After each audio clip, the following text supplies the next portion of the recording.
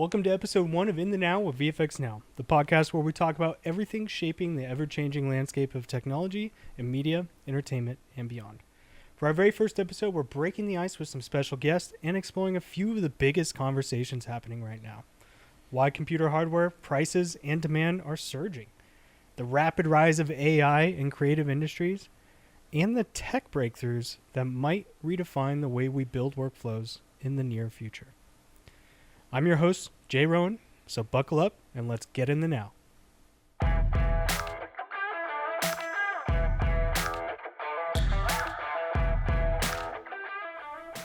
All right, welcome back. So this is episode 1, which is kind of wild, honestly. This podcast started as a tiny idea, just something I kept thinking about while watching how quickly the tech world is moving. And every few months, there's something new that changes the conversation. A new GPU launch, a new AI model, a workflow breakthrough, and a tool nobody expected. And a lot of times those conversations happen in little pockets, Slack groups, Discord, studio hallways, but not really out in the open. So the goal here is simple. Just bring the people together to talk about what's happening right now, what's exciting, what's frustrating, and what might actually matter long term.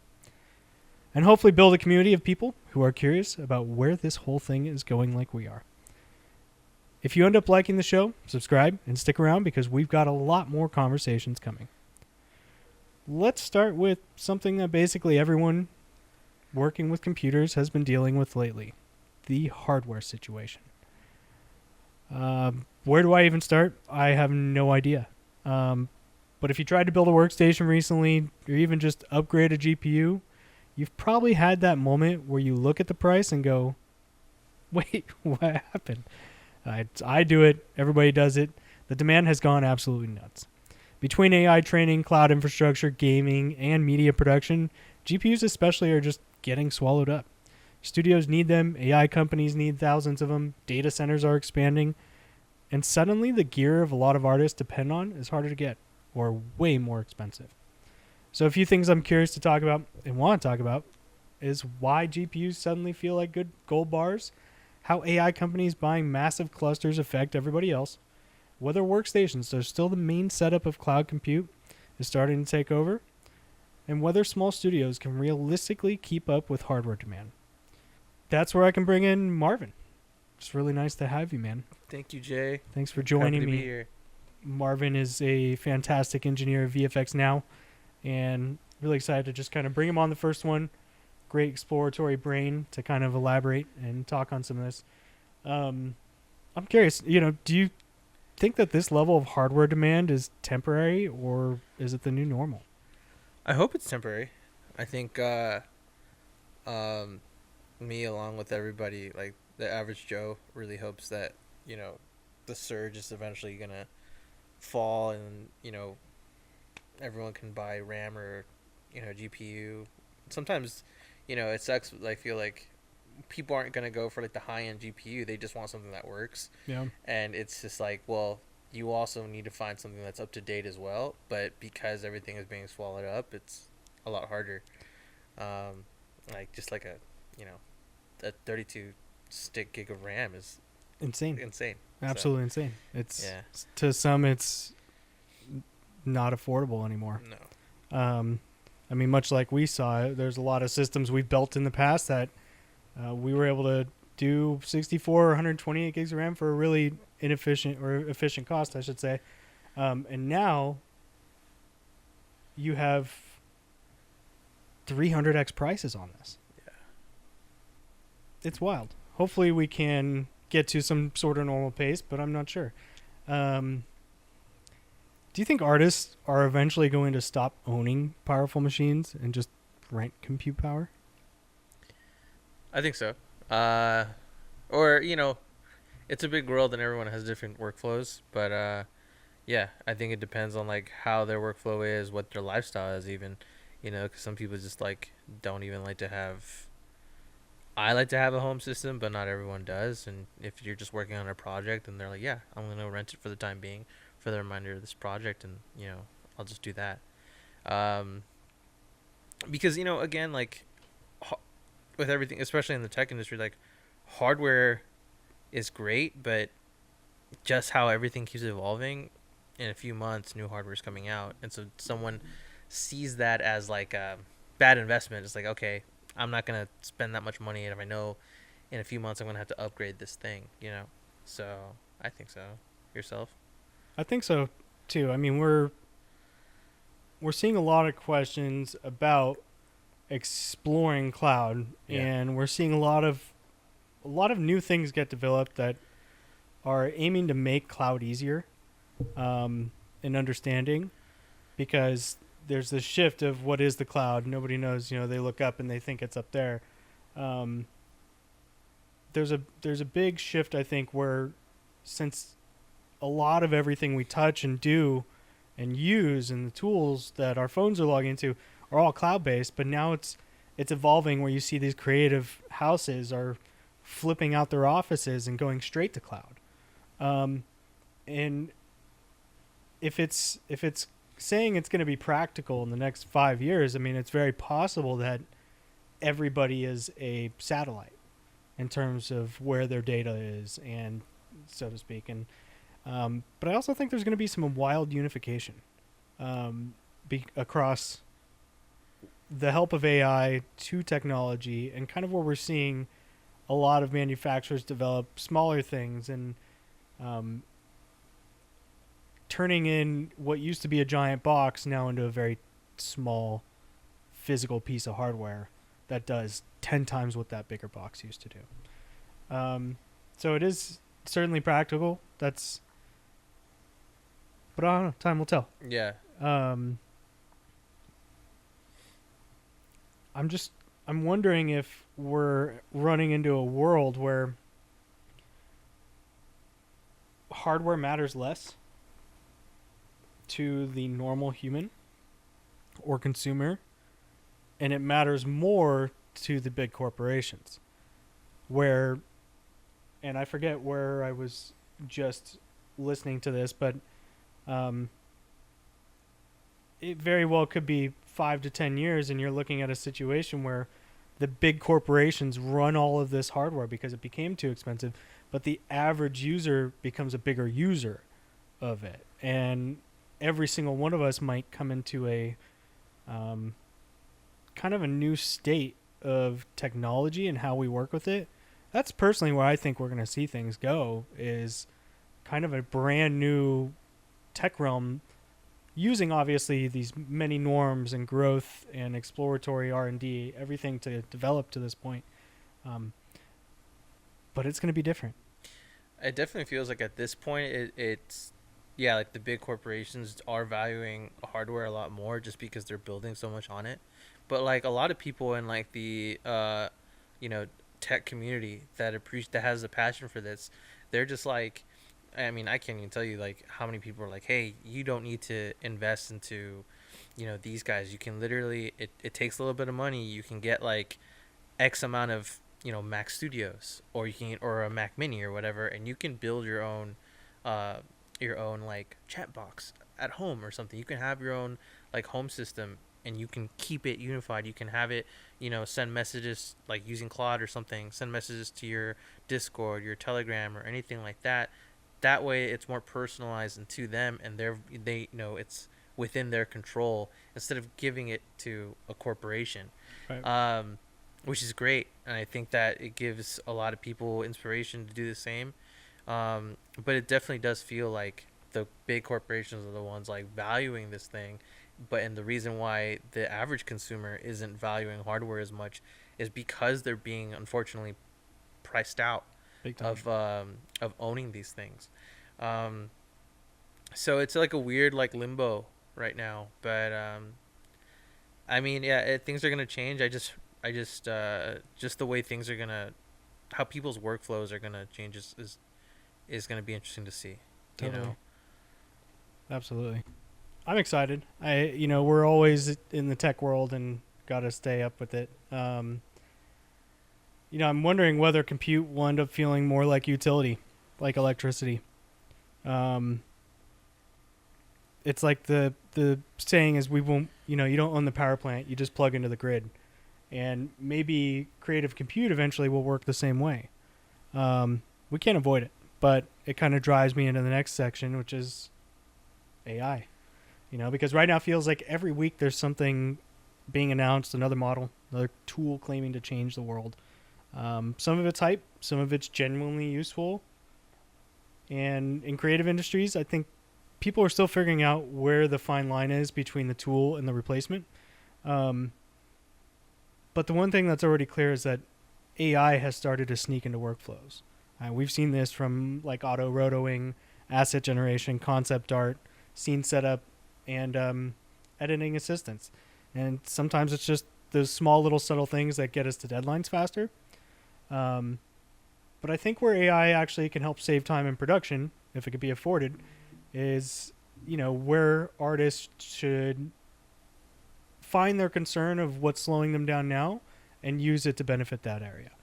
Do you think AI will work to make creativity more accessible?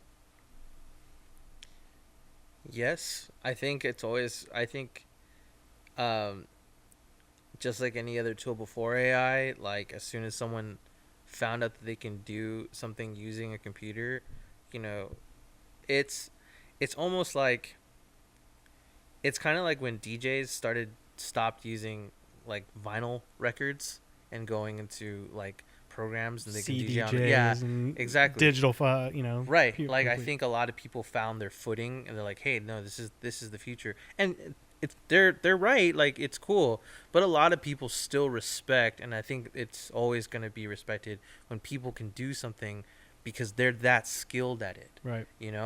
Not to say that it doesn't involve like skill to use like a program. Of course you need to learn it, but a lot of people do respect the craft. Yeah. you know just the other day I read that AI, you can't, like, if you're working for a company or for you make something, you can't copyright an image that like ChatGPT just made. Like that the artist needs to have some sort of ownership to it because ChatGPT is a tool. Right. And which is good. Like the artists should be getting paid. And I think that, yeah, I think again we're just in like this really weird limbo where a lot of people are trying to differentiate like the replacement and the tool. Yeah. Yeah. Yeah. It makes a lot of sense. There's a lot of good creation happening, and as long as nobody's scared of it, since humans did create it, I think it'll be okay. Um, I really see it in time savings at the most, where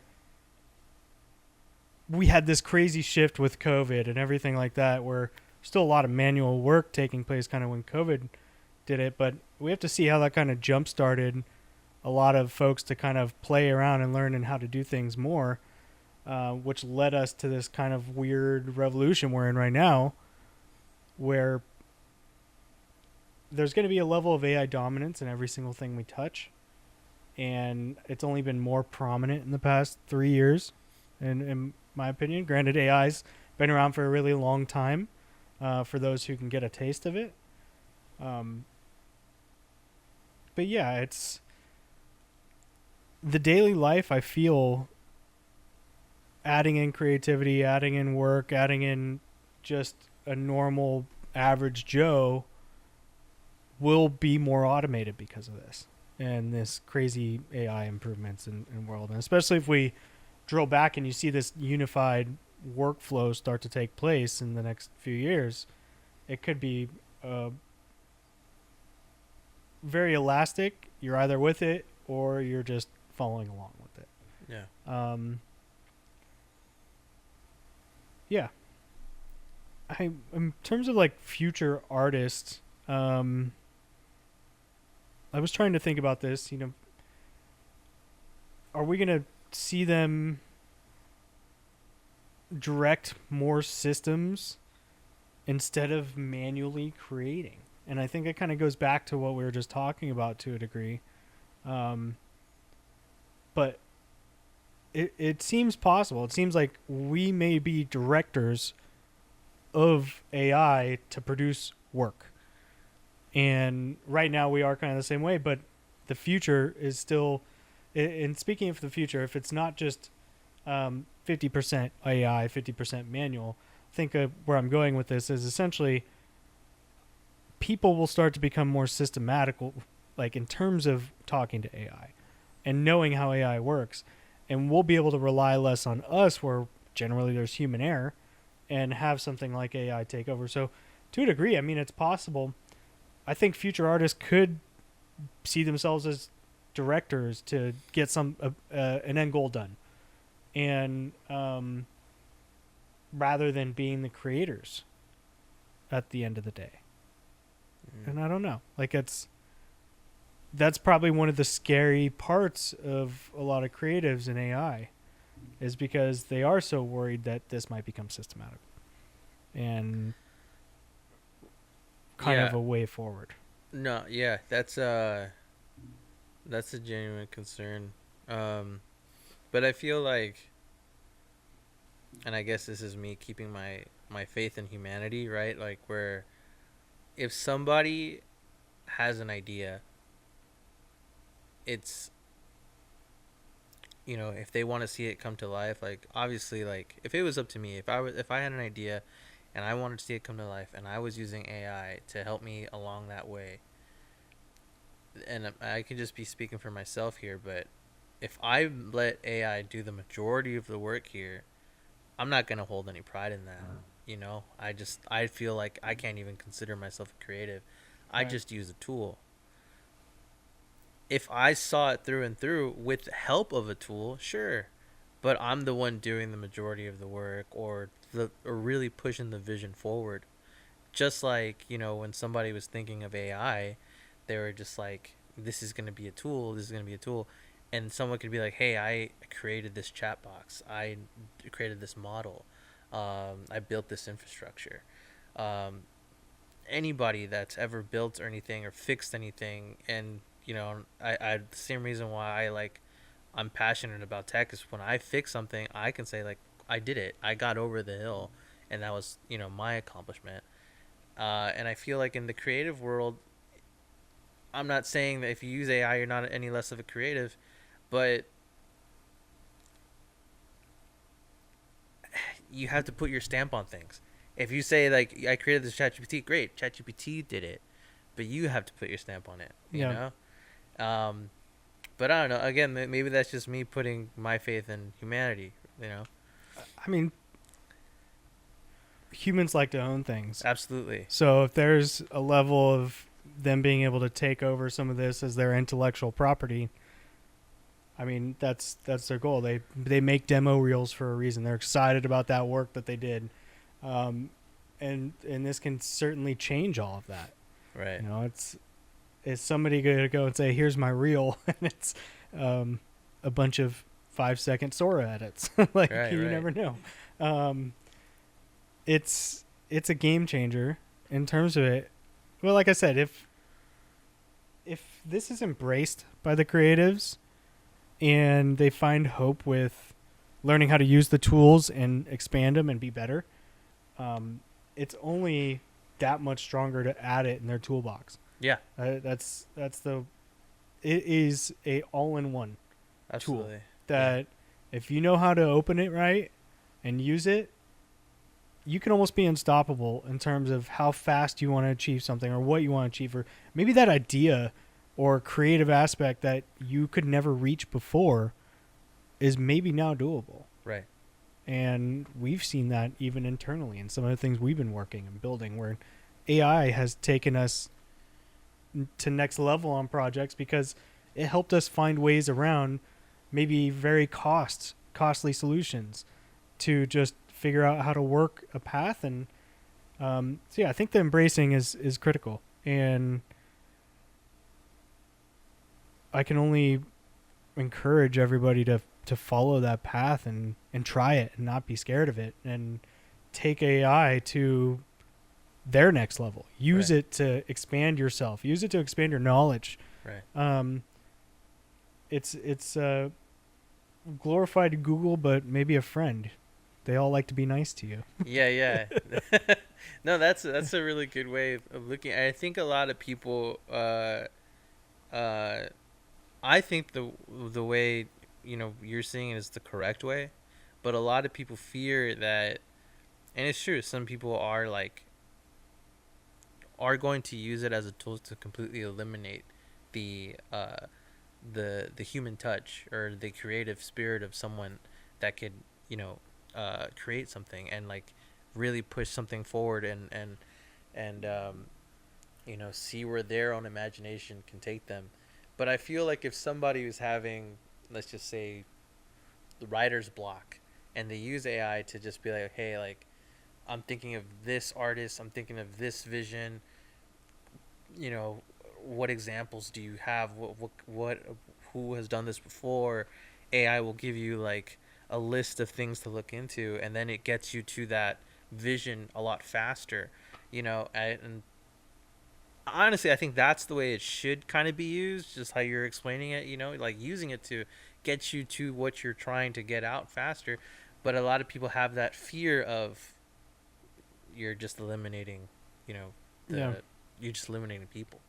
Uh, but it just has to be done the correct way. I just feel like a lot of people don't know what the correct way is sometimes. Yeah. I mean, when you look at el- let's just call it the tagline of elimination of people. Sure.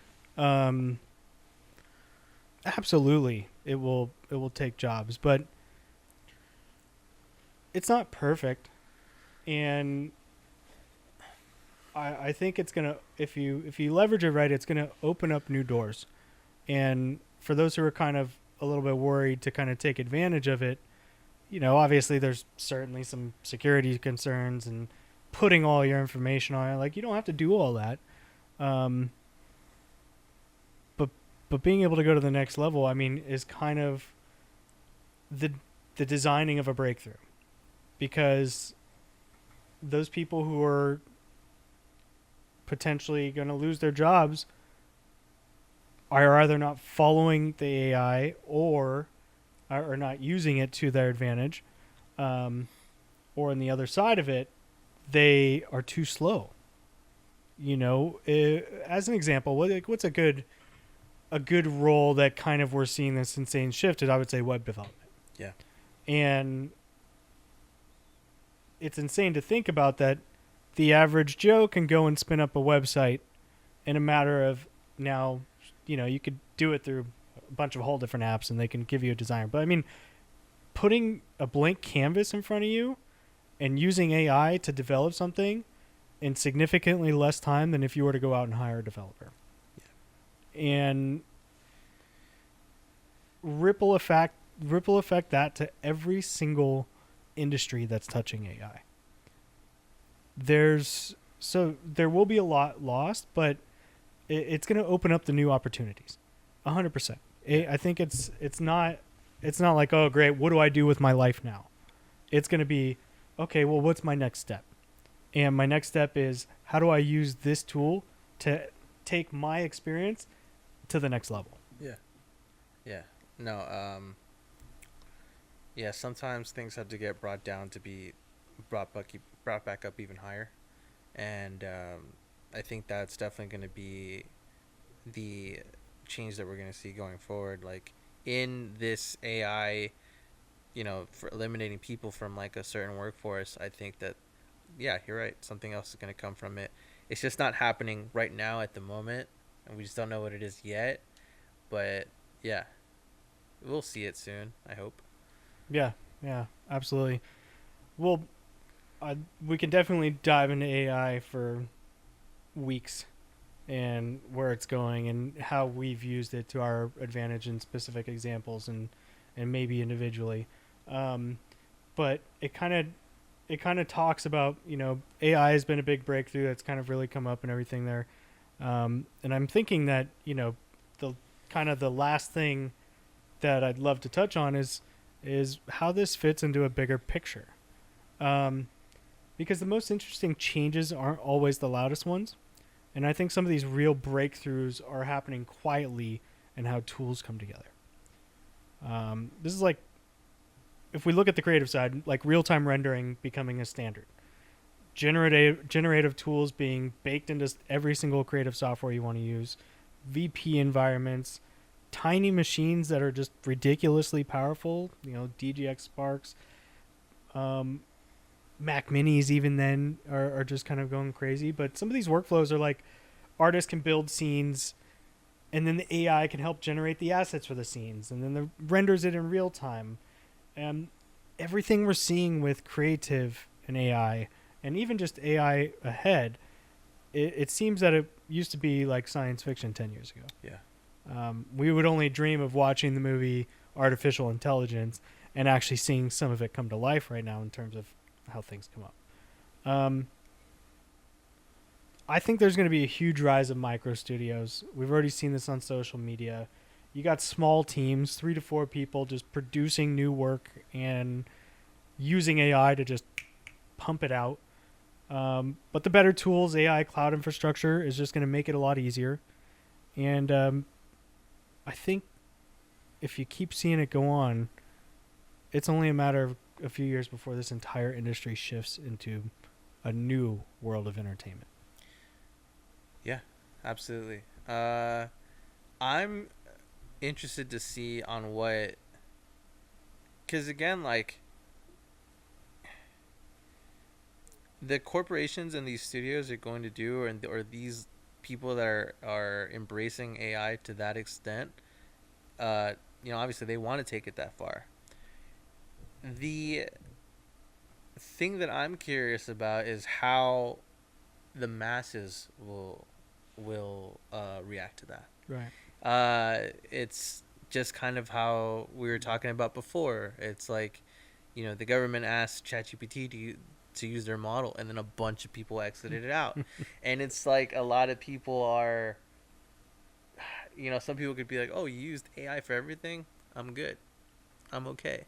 I think it's just a matter of how they're going to use it, and if like the general public is going to be like, oh, that's a creative way to use AI. Yeah. That's the way AI should be used. I'm interested to see what you could do with that. So we'll see. You know what I mean? What these guys are going to bring to the table. What maybe they're thinking of AIs in a completely different way. We're not even talking about here. Yeah. So it's exciting, but also it's just like this weird, fine line that you have to be aware of. Like, if I was gonna go ahead and do that, I know that there were some people that are gonna be like, "You're just using AI, dude. I'm not watching that." Yeah. Yeah, I got ChatGPT at home. You know what I mean? I'm good, right? Yeah. I pay $20 a month. Yeah. Oh man. Well, it's all super exciting, and it's very cool that we've been able to explore with this, go over these ideas, and kind of break through on what the future could potentially look like here. And I don't know what it may be, but the fact that we talk about it is a good step forward. Yeah. And yeah, I mean, it feels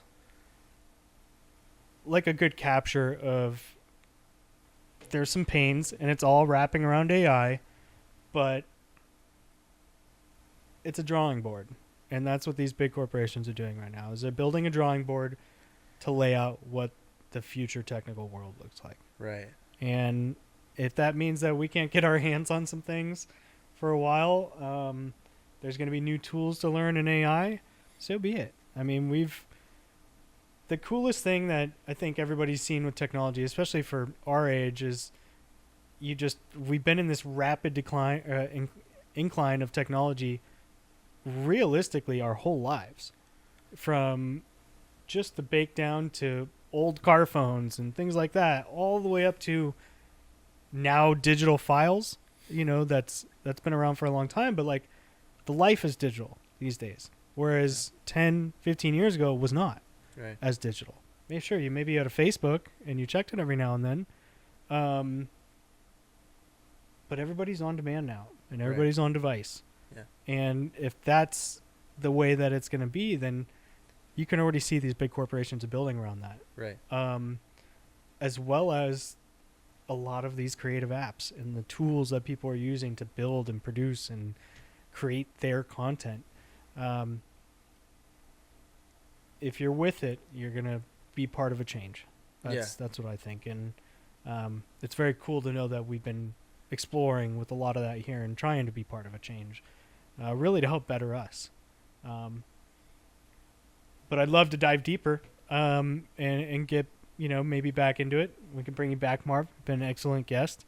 And just want to of course, thanks for everything, because it's a lot of good info, a lot of good power to kind of go through and see what this is like.